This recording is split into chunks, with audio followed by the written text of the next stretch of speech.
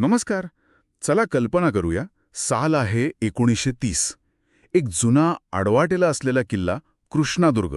आणि त्याभोवती एक भयानक जंगल. हो. आत विचित्र अफवा. आणि या सगळ्याच्या मधोमध पोहोचतोय आपला नायक. चंद्रचूड. बरोबर. आज आपण गोविंद नारायण दातार शास्त्री यांच्या कालिका मूर्ती या कादंबरीच्या ह्याच थरारक जगात शिरणार आहोत. हो, आणि आपल्याकडे जी या कादंबरीची काही निवडक पानं आहेत ना, ती म्हणजे केवळ एका कथेचा सारांश नाही, नाही. ते एका मोठ्या कोड्याच्या तुकड्यांसारखे आहेत. म्हणजे यात गूढता आहे, साहस आहे, राजकारण आहे. आणि मानवी भावनांचा एक जबरदस्त गुंता आहे. अगदी. ही फक्त एका भुताटकीच्या किल्ल्याची गोष्ट नाहीये, त्याहून खूप जास्त आहे. बरोबर. आणि आपलं आजचं काम आहे तेच तुकडे जोडणं. या कादंबरीचा नायक चंद्रचूड याच्यासोबत आपणही कृष्णादुर्गातील त्या रहस्यांच्या मुळाशी जाण्याचा प्रयत्न करणार आहोत. चला तर मग. कथेची सुरुवातच इतकी जबरदस्त आहे की ती तुम्हाला लगेच पकडून ठेवते. हो. आपला नायक चंद्रचूड कृष्णादुर्गाकडे निघालाय आणि तो ज्या जंगलातून जातोय त्याचं वर्णन अप्रतिम आहे. लेखक इतक्या प्रभावीपणे ते करतात की अंगावर काटा येतो. खरंच. संध्याकाळची वेळ, पक्ष्यांचा आवाज बंद झालाय आणि फक्त रात्रीच्या किड्यांचे कर्कश आवाज, एक भयान शांतता. लेखक इथे केवळ वातावरण निर्मिती नाही करत आहेत, तर ते एक प्रकारे धोक्याची सूचना देत आहेत की नाही. ते जंगल म्हणजे त्या अज्ञात संकटांचं प्रतीक आहे, ज्यात चंद्रचूड आता प्रवेश करणार आहे. आणि अशा वातावरणात आपण चंद्रचूडला पहिल्यांदा पाहतो. तो साधारण 22-23 वर्षांचा तरुण आहे, पण अजिबात घाबरलेला नाही. तो शांत आहे, सावध आहे, आणि हेच त्याचं पात्र वेगळं ठरवतं. अगदी.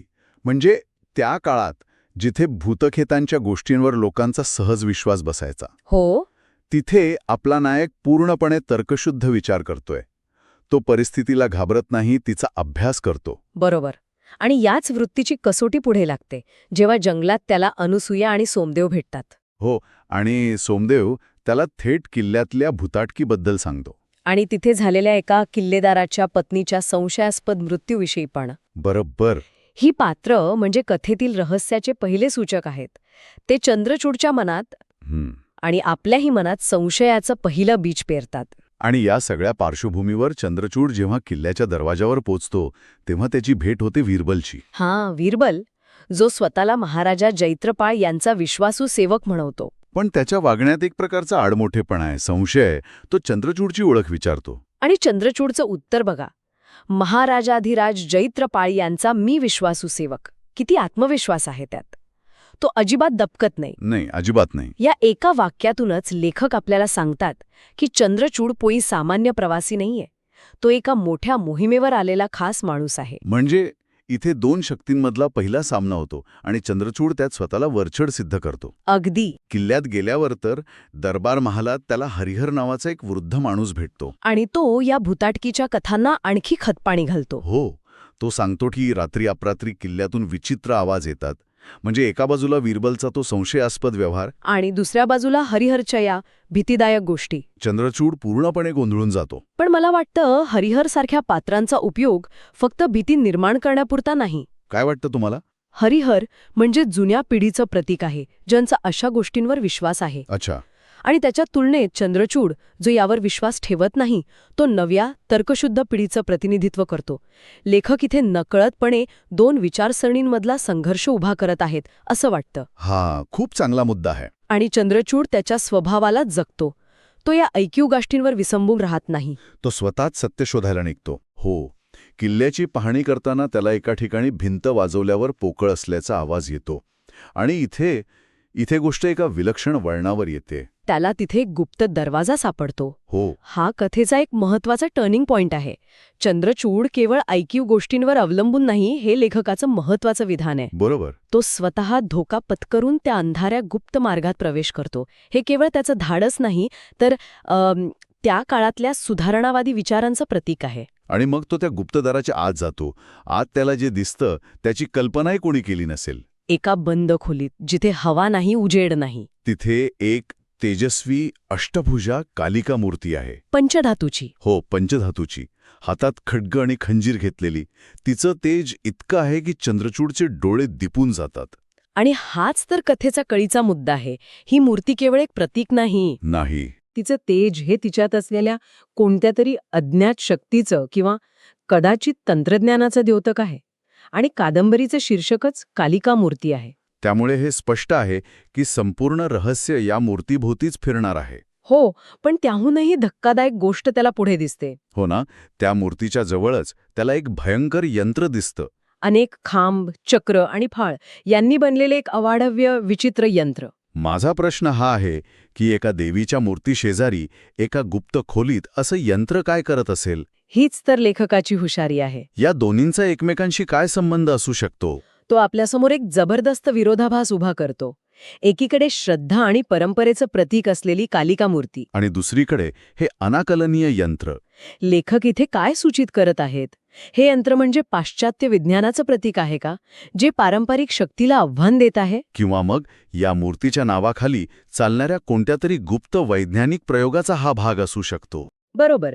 ही एक प्रतिमा संपूर्ण कादंबरीचा ताण आपल्यासमोर उभा करते. म्हणजे आपण ज्याला फक्त एक गूढकथा समजत होतो तिच्यात आता विज्ञान आणि श्रद्धा यांच्यातील संघर्षाची एक नवीन पातळी जोडली गेली आहे. आणि हे कोडं सुटायच्या आतच लेखक या खेळात आणखी काही खेळाडू उतरवतात. हो, आता कथा केवळ एका किल्ल्याच्या रहस्यापुरती मर्यादित राहत नाही. नाही, लेखक इथे 3 नवीन पात्रं आणतात, जी चंद्रचूड समोर 3 वेगळी आव्हानं उभी करतात.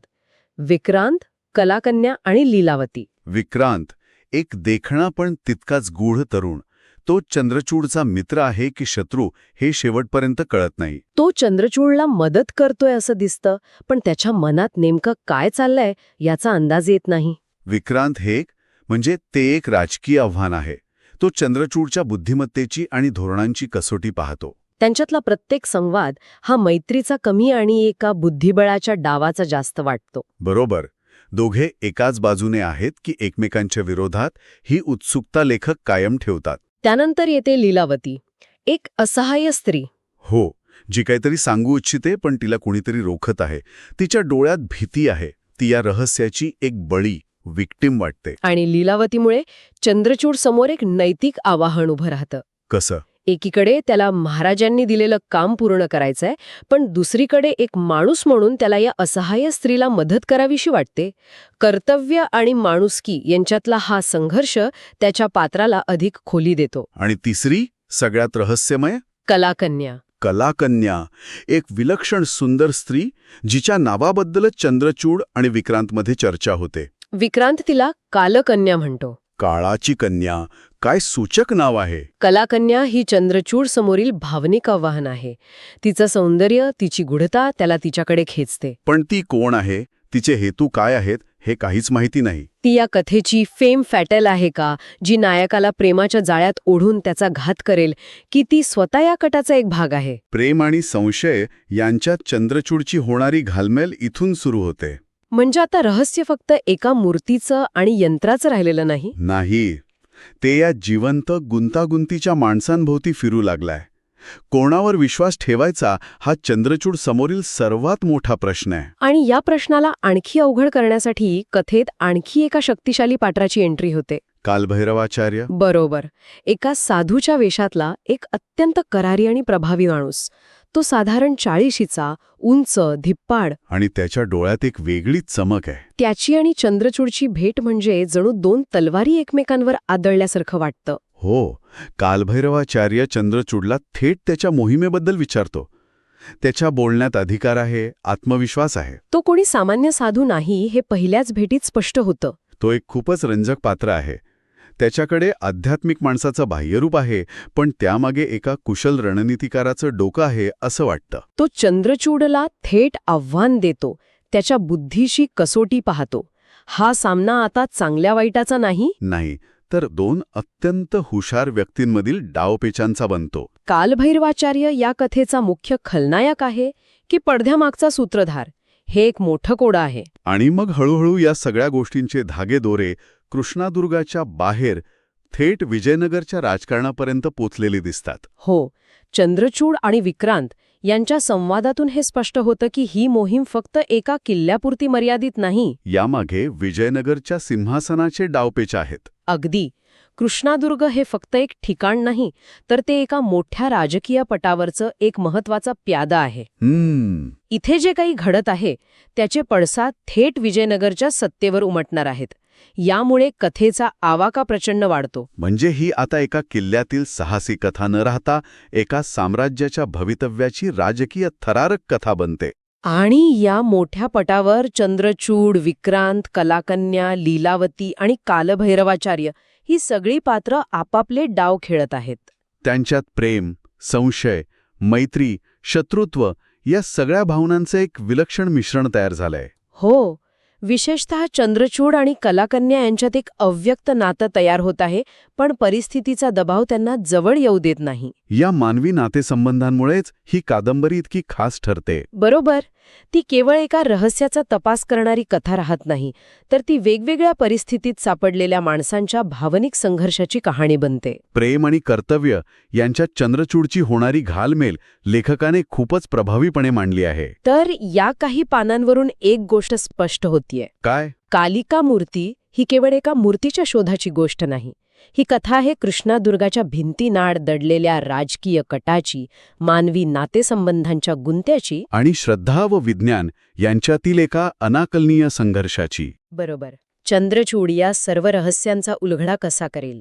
त्या कालिका मूर्ती आणि भयंकर यंत्राचं खरं रहस्य काय आहे? विक्रांत, कलाकन्या आणि कालभैरवाचार्य यांची खरी ओळख काय आहे? हे सगळे प्रश्न ही पानं आपल्या मनात सोडून जातात आणि पुढे काय होणार याची उत्सुकता शिगेला पोहोचवतात. या सगळ्यावर विचार करताना एक शेवटचा मुद्दा मनात येतो, जो मला वाटतं खूप महत्वाचा आहे. सांगा. ही कादंबरी लिहिली गेली आहे 1930च्या दशकात. तो काळ भारताच्या इतिहासात खूप महत्वाचा होता. सामाजिक सुधारणांचे वारे वाहत होते, जुन्या परंपरांना आव्हान दिलं जात होतं. अगदी बरोबर. आणि त्या संदर्भात या कादंबरीकडे पाहिलं तर एक वेगळाच अर्थ समोर येतो. कसा? एका बाजूला जुन्या किल्ल्यातील अंधश्रद्धा, भूताटकीच्या कल्पना, मूर्तीची गूढ शक्ती आहे. आणि दुसऱ्या बाजूला चंद्रचूडसारखा तर्कनिष्ठ नायक आणि ते भयंकर यंत्र. यातून लेखक त्या काळातील परंपरा आणि आधुनिकता यांच्यातील संघर्षावर तर भाष्य करत नसेल ना? हा विचार करण्यासारखा मुद्दा आहे. कदाचित लेखकाला हे सांगायचं असेल की भविष्यात या दोन्ही गोष्टींचा संघर्ष अटळ आहे. किंवा मग या दोन्हींचा समन्वय साधण्याचा काही मार्ग असू शकतो. ते यंत्र त्या मूर्तीला नष्ट करण्यासाठी आहे की तिची शक्ती कोणत्या तरी वेगळ्या प्रकारे वापरण्यासाठी. हो, हा एक प्रश्न ही कादंबरी आपल्या मनात नक्कीच निर्माण करते.